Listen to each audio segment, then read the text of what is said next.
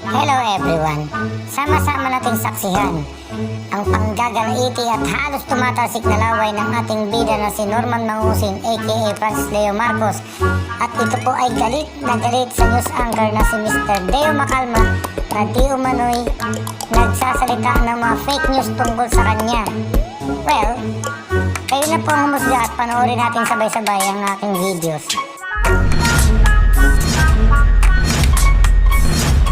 Ikaw, fake news ang lakas mo eh.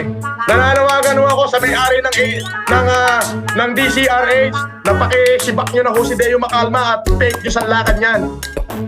Fake news yan. Bibigyan kita ng 24 oras, Mr. Deo Macalma, kapag hindi mo na ilabas na mismong ako live na nagsasalita na sinabi kong magkapatid kami ni Bongbong at sinabi kong sila ang nanghihingi ng pera sa akin, ididimanda kita. Mag-uubos ako ng pera, ididimanda kita.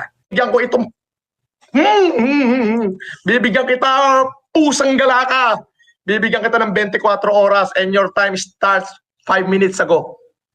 Pag hindi mo na ilabas na ako mismo nagsasalita, na bunganga ako at legit ha, yung original na video ha, na galing sa akin mismo, na kinlaim ko na magkapatid kami ni Bongbong at pinipilit yung kaladkarin yung unang pamilya na nananahimik.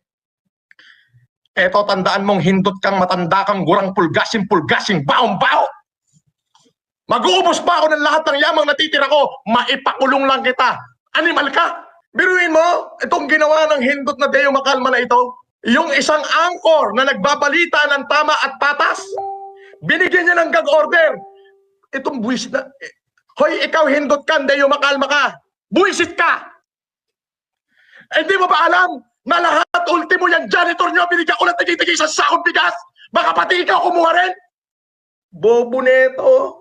3 days later. Si Imelda sa akin humihingi ng pera, si Bongbong sa akin humihingi ng pera, si Enyo sa akin humihingi ng pera. Ibig sabihin, nasa akin na lahat ng kayamanan ng Marco. Oo, sino Marco niya?